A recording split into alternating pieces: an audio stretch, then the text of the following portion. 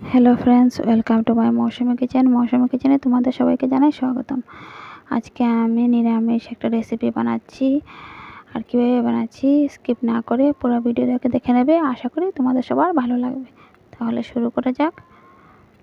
এখানে আমি কেটে নিলাম কোয়াশ, টুকরো টুকরো করে কেটে নিলাম কোয়াশ, আলু, আর একটা দিয়ে দিলাম টমেটো, আর 3-4টার মতন দিয়ে দিলাম কাঁচা লঙ্কা।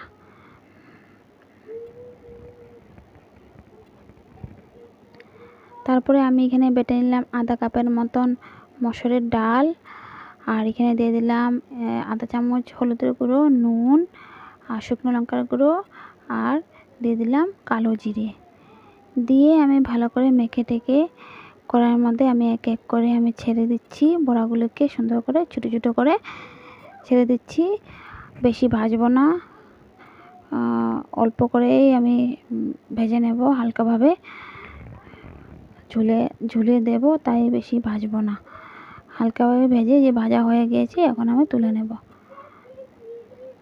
এখানে আমি পুরান দেওয়ার জন্য নিয়ে নিয়েছি মেথি, কালো জিরে, আদা বাটা, শুকনো লঙ্কা, তেজপাতা, লং, এলাচ, দারচিনি। এসবগুলোকে একসাথে আমি কড়াইয়ের মধ্যে দিয়ে দেব। কড়াইয়ের মধ্যে দিয়ে ভালো করে নাড়াচাড়া করতে থাকবো।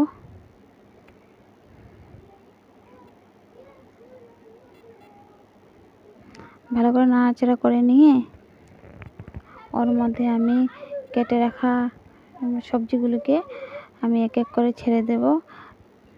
তার আগে আমি এখানে দিয়ে দেব টমেটোগুলোকে আমি হালকা করে ভেজে তারপরে ওর মধ্যে সবজিগুলো ছেড়ে দেব। সবজিগুলো ছেড়ে দিলাম। এখন সবজিগুলোকে আমি ভালো করে ভেজে নেব। এখানে আমি মশলা নিয়ে নিলাম আধা চামচ হলুদের গুঁড়ো, আধা চামচ জিরের গুঁড়ো, আধা চামচ শুকনো লঙ্কার গুঁড়ো, আধা চামচ ধনিয়ার গুঁড়ো, 1 চিমটি চিনি, আর আধা চামচের মতন নুন নিয়ে নিলাম স্বাদ অনুযায়ী।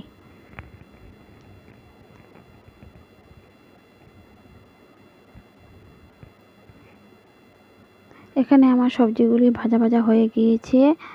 আমি এখানে মশলাগুলি দিয়ে দেবো একসাথে দিয়ে ভালো করে মশলাগুলোকে আমি সবজির সাথে ভেজে নেব।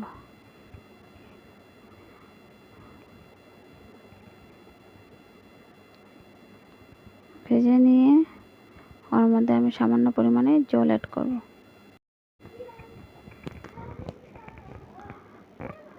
নাড়াচাড়া করে নিয়ে ওর মধ্যে সামান্য জল দিয়ে আবারও নাড়াচাড়া করে নেব।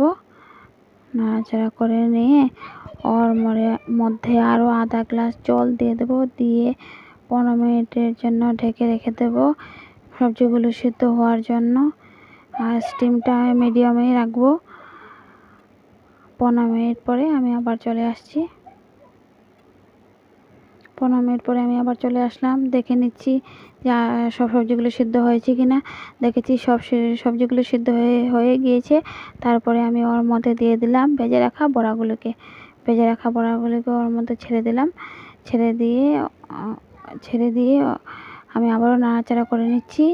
নাড়াচাড়া করে নিয়ে আমি দিয়ে দিলাম আধা চামচের মতন গরম মশলা, আধা চামচের মতন দিয়ে দিলাম ঘি দিয়ে আরও ভালো করে ফুটিয়ে নিয়ে নামিয়ে নেব। আমার তরকারি করা রেডি।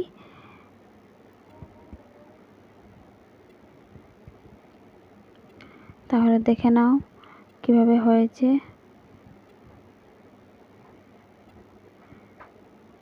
দেখো কালারটা কত সুন্দর আসছে। বড়াগুলিও খুব সফট হয়েছে, খেতেও খুব ভালো হয়েছে। আমার রান্না যদি তোমাদের সবার ভালো লেগে থাকে, তাহলে আমার চ্যানেলটাকে অবশ্যই সাবস্ক্রাইব করে দেবে, লাইক করে দেবে। আজকের জন্য বিদায় নিচ্ছি। Thank you, by.